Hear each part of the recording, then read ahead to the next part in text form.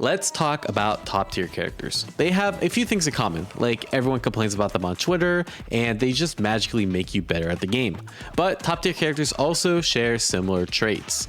For example, in Street Fighter 6, all the top tier characters have a cancelable crouch medium kick, a really strong drive rush, and a strong EX reversal. In Launch Mortal Kombat, for example, the top tier characters had insane synergy with the Cyrex assist, leading to throw combos or insanely long block strings. Or in the most recent Guilty Gear patch, characters that have the tools to abuse Wild Assault are typically at the top, and that's why you see 0 characters in top tier that have the blue Wild Assault, which is considered to be the weakest of the 3 Wild Assaults. Why I think this happens is that when a game developer balances the game, internally they underrate and overrate certain tools, which impact the metagame.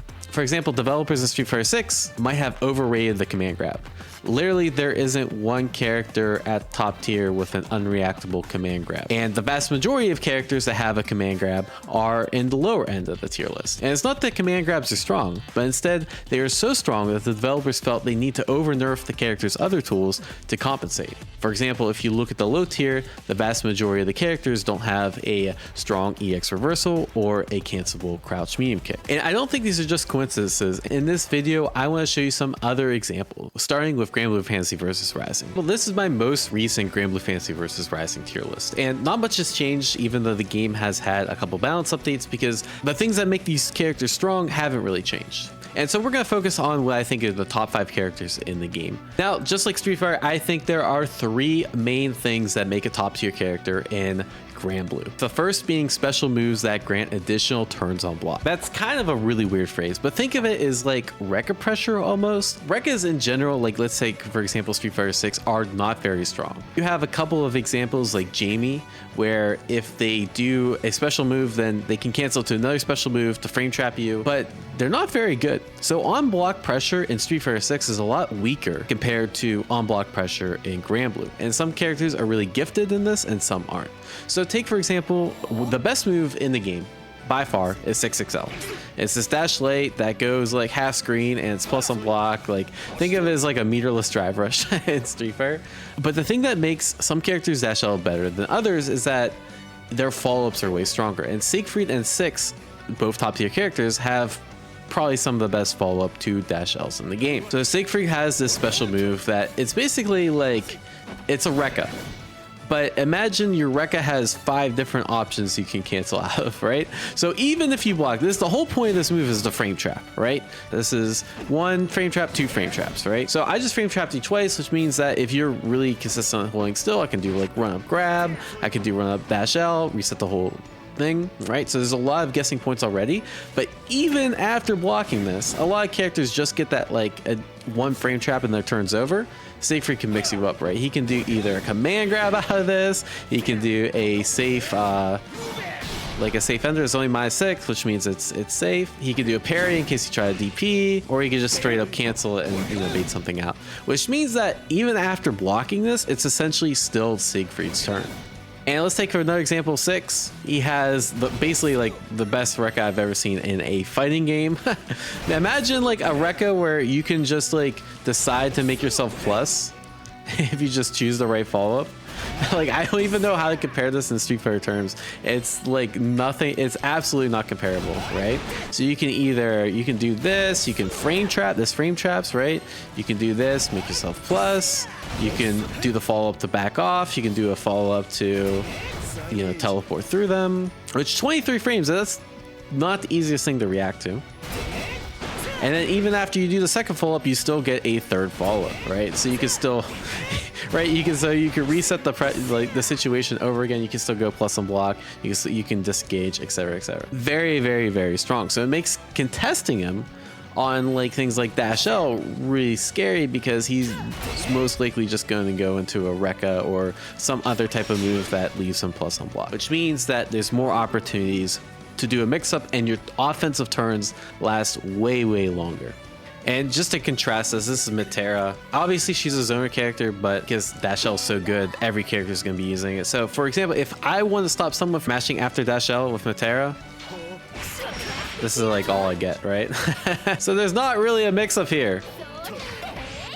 So I'm plus, but basically like I'm so far away that my turn is over. And there's no way to like force additional turns with some of these lower tier characters. And I'd say the closest example to something that's really strong is Ken in Street Fighter 6, who has Jinrai kicks. But as you guys know, like Jinrai kicks aren't as good as this because, for example, if you're a character with an invincible reversal and Ken does the medium kick version of Jinrai kick, you just get a free reversal every time. It's not nearly as scary as these situations in Grand Blue. The second tenet of what makes a really strong character in Grand Blue is the ability to neutral skip into a mix-up. We have two different examples, both these characters top tier. Lancelot, I think, is probably the best neutral skipper in the game. I don't know, all the top tiers are really good. So Lance, for example, can throw his EX Fireball, and it's kind of like Guile Fireball, except you have like the fastest run speed in the game. So you could just throw this Fireball and follow behind it and get a free mix-up.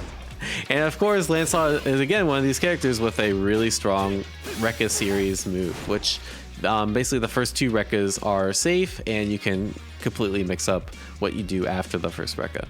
Actually, I'm sorry, I misspoke. The Rekkas can be plus. So like if you do this string here, you're just +1. Yeah, I forgot about that. +1 or even. Yeah, not to mention you can always cancel the frame trap. Yeah, very, very strong Rekka pressure as well. But yeah, also very good neutral skip, right? You can also just like fly across the screen. 22 frames, very, very hard to react to. Still safe. So think of like almost like a Yun EX lunge back in Street Fighter 4. And then you have some other really cool ways to neutral skip, right? You could just dash forward, do an upward teleport, or like dash forward, dash back. And if they try to lift something, you just use your really, really crazy walk speed to dash in. So many different ways to skip neutral. And 2B, while she can also skip neutral, she has a plus on block grapple move that's really good. Also leads into a full combo and hit, but it is a little reactable, so you can avoid getting grappled. But she has like the best normal in the game, so you can like you could threaten this neutral skip, right? It goes through fireballs, it goes through like really slow moves, and then once they stop doing stuff, you just go in and then you do your Rekka pressure with 2B. And she has so many different ways to vary this pressure. She can be plus, she can just back off and spacing trap you. Both these characters fit the first two tenets very well.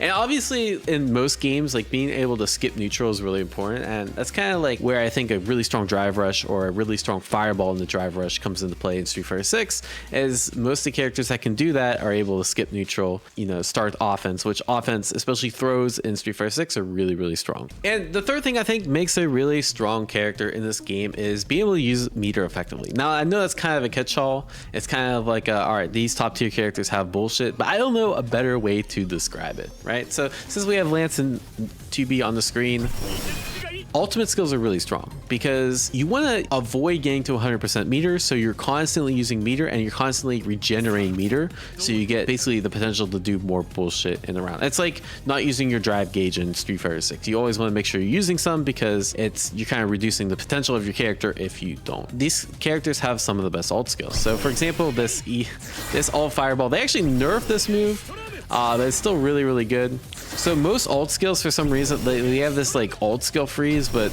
Lance's doesn't for some reason. So it's like, this is way harder to react to than you think. And what this does, it slows you down. Like this move literally slows you down. So it makes it like whiff punishing super, super easy. It gives you a crazy combo on hit, and then you can go for like throw baits, and you can do offense way safer than normal. And you can just keep throwing this out until you run out of meter, right? Oh yeah, and it grants a combo on hit in case they were mashing. Not to mention, Lance probably has the most underrated ult skill in the game, which is basically just like, I want to get free chip damage and be plus in your face. Not many characters have that, not to mention it has like extremely good hitbox, so it could just catch like random buttons too. 2B has an extremely strong combo. So basically any lit hit leads into this ult skill. which leads into this, which basically you're already at the other corner.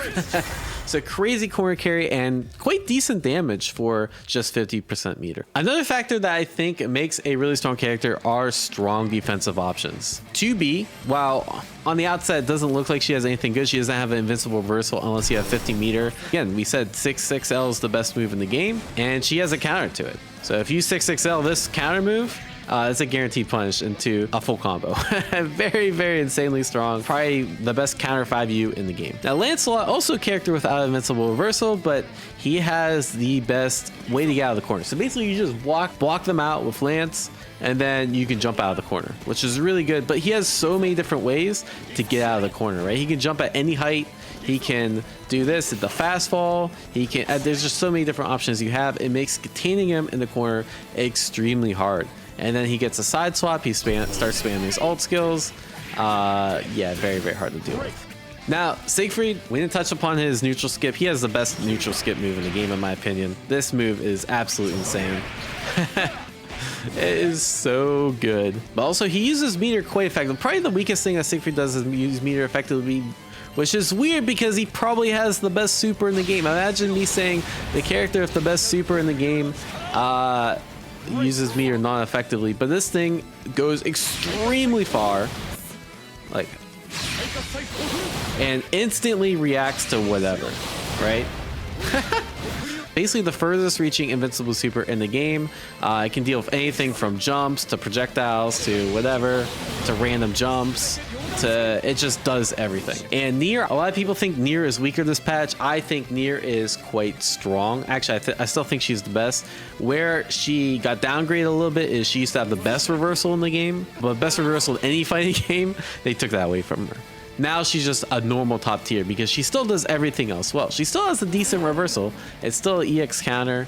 She still has an ult skill that's very hard to deal with because it's also a counter. Counters in this game are quite good because you can't just like safe jab them or safe jump them. So her defense is still like on the decent side, but because her damage and offense is so high, for example, like you just happen to poke out with Nier,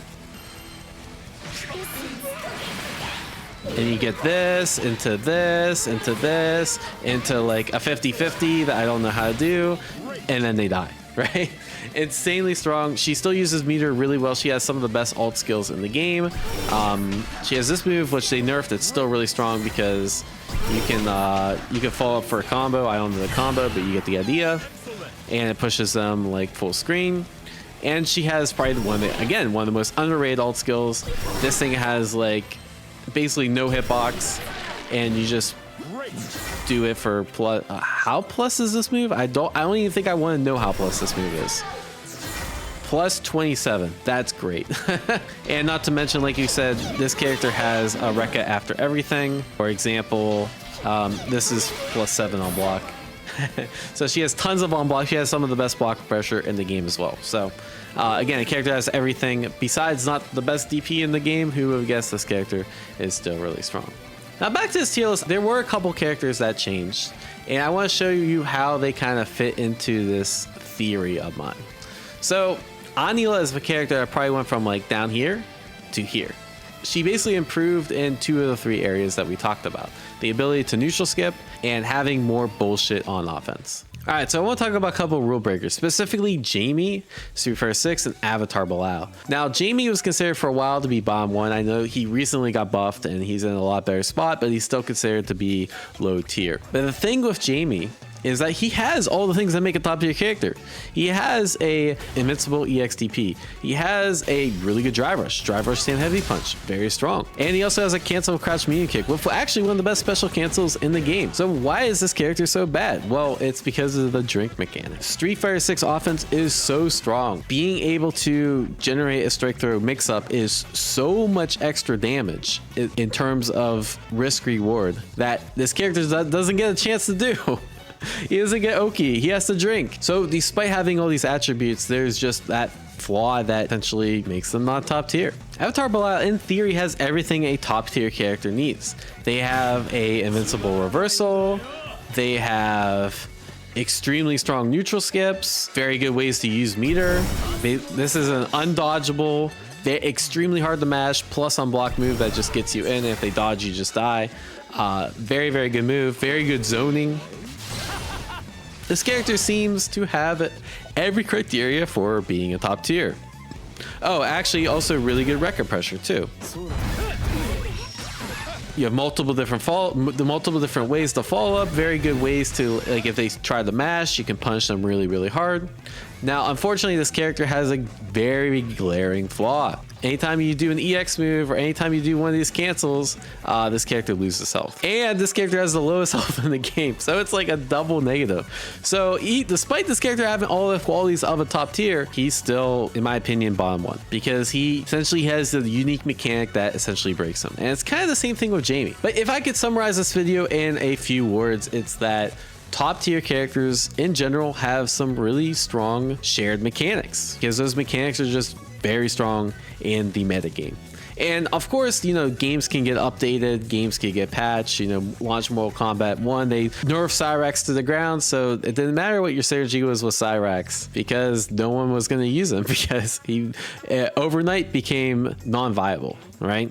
And that's kind of the patch culture we live in, right? If they nerf 6XL to the ground, maybe characters that are better zoners will then become top tier, and then those top tier characters, what makes a top tier character will change. It'll be the characters that can bypass zoning, or the characters with really strong zoning, right? And the same thing with Street Fighter 6. If they make Oki way worse, and you don't get throw loops, or you don't get drive rush mix-ups after a mid-screen throw, then you don't need an invincible DP as much if you're just going to be playing neutral. So maybe neutral based characters will be more valued. Or if they nerf drive rush and it's way riskier to do drive rush for whatever reason, then maybe some like characters with better, stronger neutral tools or fireballs will then become dominant in the meta. And what will actually change and make a top tier character will completely change, and it won't matter if your medium kick is cancelable into drive rush or not. Anyways, let me know what your thoughts are. Does this theory make sense? Is this a healthy way of looking at the game? Did I trick you into listening to Grand Blue Fantasy versus Rising meta theory, and are you salty about that? Let me know. Like, share, subscribe. Take care, y'all, and peace. You want to win, yo? Yeah. I don't even like Balrog like that no more, man.